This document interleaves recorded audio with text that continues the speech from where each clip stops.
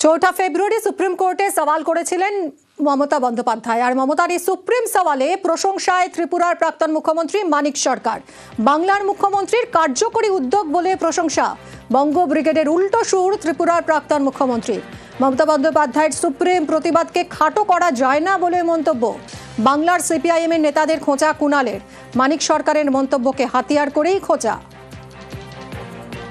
শ্রীমতী ব্যানার্জি দেরি করে ফেলেছেন, আরো আগে তার যাওয়া উচিত ছিল, কিন্তু দেরি হলেও প্রতিবাদটা যেটা করার চেষ্টা করেছেন, কোর্টে যেভাবে গেছেন, সেটাকে আমি খাটো করে দেখতে চাইছি না। আমি তো বলবো এটা কার্যকরী উদ্যোগ নিয়েছেন, দেখা যাক ভবিষ্যতে কি দাঁড়ায়। একদিকে ত্রিপুরার বর্ষীয়ান নেতা মানিক সরকার প্রশংসা করছেন, আর ত্রিপুরার বামফ্রন্ট সরকারের তৎকালীন অ্যাডভোকেট জেনারেল বিকাশ ভট্টাচার্য তিনি বাংলায় দাঁড়িয়ে কুৎসা করছেন। এবার বুঝে নিন। আর মানিক সরকার তিনি বলছেন মমতা বন্দ্যোপাধ্যায় অত্যন্ত ভালো লড়াই দিয়েছেন মানুষের স্বার্থে, এবং আলিমুদ্দিন স্ট্রিটের উচিত মানিক সরকারের কাছ থেকে বিষয়টা শিখে নেয়া।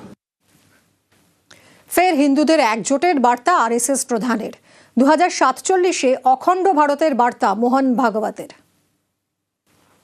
247 में भारत विभाजन का डर पालने के बजाय 247 की में अखंड भारत के उदय की कल्पना करो। जो 500 साल सुल्तान बादशाह यहाँ रहकर नहीं कर सके, जो 200 साल में अंग्रेज नहीं कर सके, वो स्वतंत्र भारत में अब क्यों होगा फिर से? ये 1947 नहीं है। अब भारत को तोड़ने वाले टूट जाएंगे, भारत जुड़ जाएगा। कुछ ये जो सपने देख रहे हैं, दुस्वप्न देख रहे हैं, उनके मंसूबे कभी सफल नहीं होंगे।